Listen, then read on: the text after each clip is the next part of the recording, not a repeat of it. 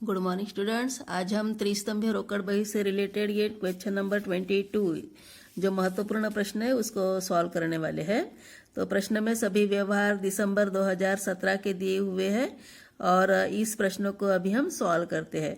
तो सबसे पहले कॉलम्स तैयार करेंगे। कॉलम्स में आपको कॉलम्स याद हो गए होंगे। सबसे पहले डेबिट पक्ष में date, particular, voucher number, ledger folio, discount, cash और बैंक, इस क्रम से कॉलम बनाओगे।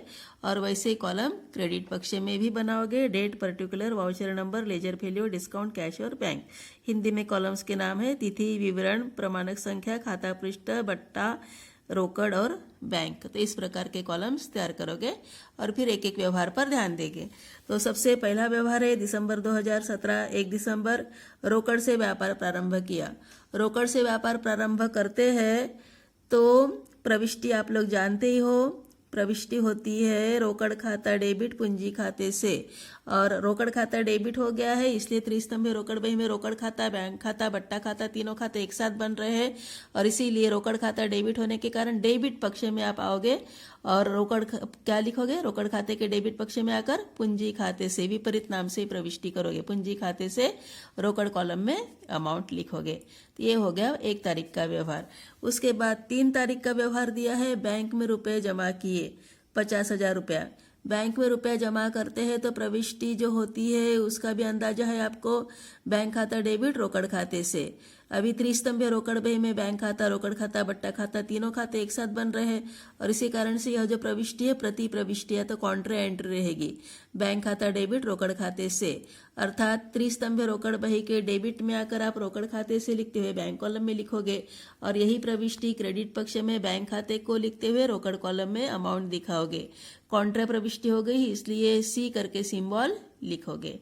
तो ये हो गया 3 तारीख वाला व्यवहार। फिर आगे है 5 तारीख सुष्मिता से उधार माल खरीदा। अभी सुष्मिता से माल उधार खरीदते हो तो प्रविष्टि होती है क्रय खाता डेबिट और व्यक्ति के नाम से, मतलब कि सुष्मिता से। तो यह इस प्रविष्टि में रोकड़ का उल्लेख नहीं है, उधार व्यवहार है, इस कारण से यह व्यवहार त्रिस्तंभीय रोकड़ बही में या तो किसी भी रोकड़ बही में शामिल नहीं होगा। फिर उसके बाद 6 तारीख है दिनकर को माल बेचा, उससे चेक प्राप्त किया। दिनकर को माल बेचा है, उससे चेक आपको मिला है तो प्रविष्टि क्या होगी इस समय?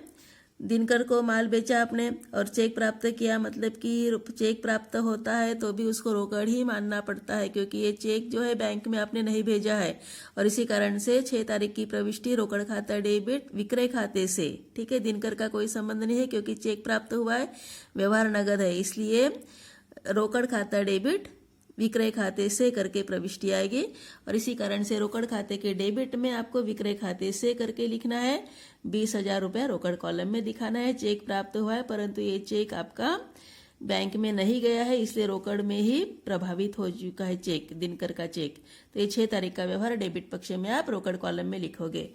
फिर उसके बाद आगे है 10 तारीख सुष्मिता को 1,000 रुपया बट्टा प्राप्त कर नगद चुकाए।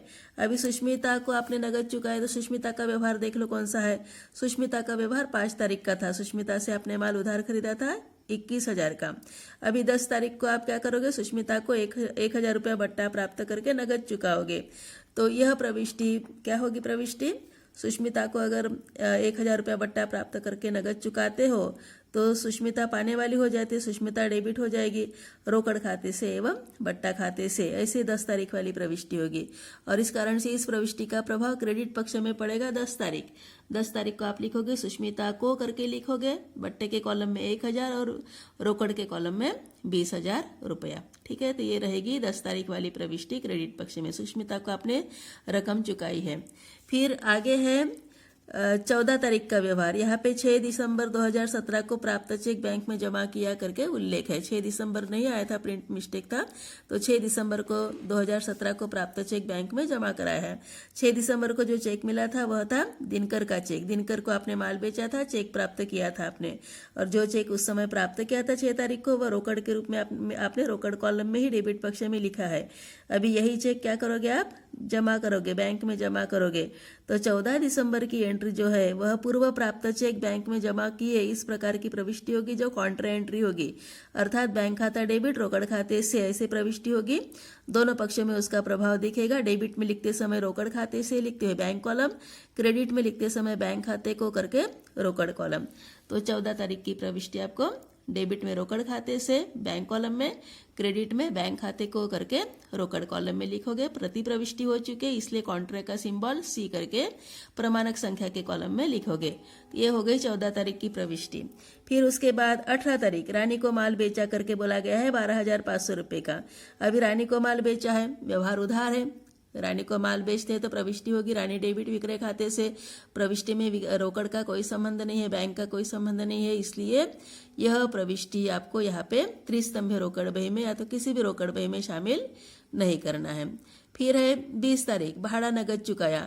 भाड़ा नगद चुकाते हैं तो भाड़ा खाता डेबिट रोकड़ खाते से करके होगा। प्रविष्टि में रोकड़ खाते से मतलब कि क्रेडिट पक्ष में आपको लिखना है भाड़ा खाते को। तो 20 तारीख भाड़ा खाते को रोकड़ का कॉलम में लिखोगे बाय कार्टेज अकाउंट। ठीक है, तो ये हो गया 20 तारीख वाला व्यवहार। 20 तारीख के बाद है 22 तारीख रानी को 500 रुपया बट्टा स्वीकृत कर उससे नगद भुगतान प्राप्त किया। अभी रानी वाला व्यवहार जो था 18 तारीख को आपने रानी को माल बेचा था, उस समय प्रविष्टि हो चुकी थी रानी डेबिट विक्रय खाते से 12,500।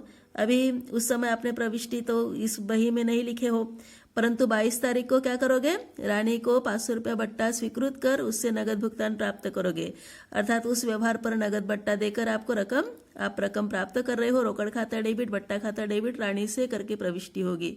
रोकड़ खाते के सामने 12,000, बट्टा खाते के सामने 500, रानी के सामने 12,500। और इस एंट्री का प्रभाव आपको डेबिट में दिखाना है रानी से करके, क्योंकि रोकड़ और बट्टा दोनों डेबिट हो गया था, अपोजिट नाम रानी था, तो रानी से करके लिखोगे। रोकड़ में 12,000 और बट्टे कॉलम में 500 रुपया करके लिखोगे। तो ये हो गया है 22 तारीख का व्यवहार।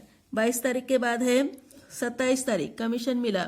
कमीशन मिलता है तो प्रविष्टि होती है रोकड़ खाता डेबिट कमीशन खाते से, और इस कारण से रोकड़ बही के डेबिट पक्ष में आप लिखोगे कमीशन खाते से करके रोकड़ कॉलम में 5,000 रुपया लिख लोगे। तो ये हो गया 27 तारीख वाला व्यवहार।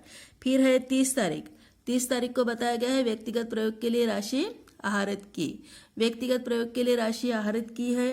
अभी यहाँ पे आहरण बैंक से किया करके कोई उल्लेख नहीं है, इसलिए प्रविष्टि जो होगी आहरण खाता डेबिट रोकड़ खाते से करके ही लिखोगे, और इस कारण से रोकड़ खाते से मतलब कि क्रेडिट पक्ष में आप आहरण खाते को लिखोगे। 30 तारीख आहरण खाते को रोकड़ कॉलम में लिखोगे 2,000 रुपया बाय ड्रॉइंग अकाउंट। ठीक है, तो इस टाइप से ये जो व्यवहार थे 30 तारीख तक के यहाँ पे व्यवहार दिए हुए थे, इन व्यवहारों को आपने लिख लिया है।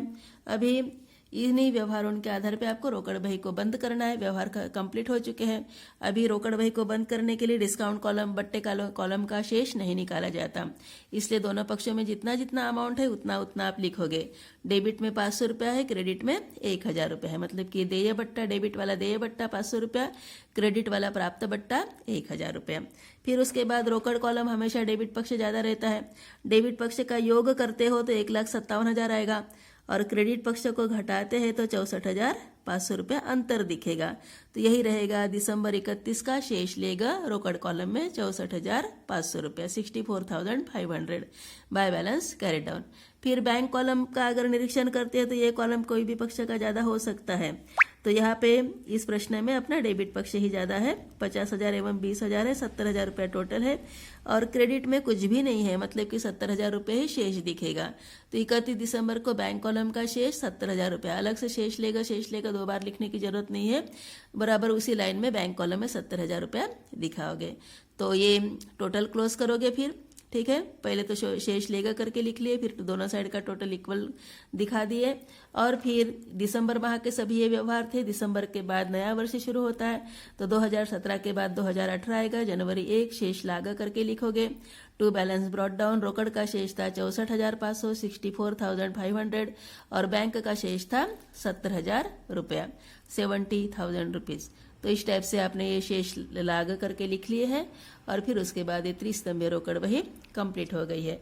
उसके बाद अगर आपको सूचना लिखनी है तो सूचना लिख लोगे। 5 दिसंबर एवं 18 दिसंबर का व्यवहार उधार होने के कारण इस बही में शामिल नहीं किया जाएगा। तो इस टाइप से ये प्रश्न था। प्रारूप ठीक से याद रखना है, कॉलम्स के नाम आपको ठीक से याद रखना है। कॉलम्स के नाम, प्रारूप और जो भी प्रविष्टियां जो है प्राप्ति है तो डेबिट में, भुगतान है तो क्रेडिट में। ये नियम याद रखोगे रोकड़ बही का। और अगर ये नियम याद नहीं रहता है तो प्रविष्टियां भी आपको आनी चाहिए। जर्नल प्रविष्टियां क्या होती है ये अगर आप क्लियर जानते हो तो भी आपकी रोकड़ बही कभी भी गलत नहीं होगी।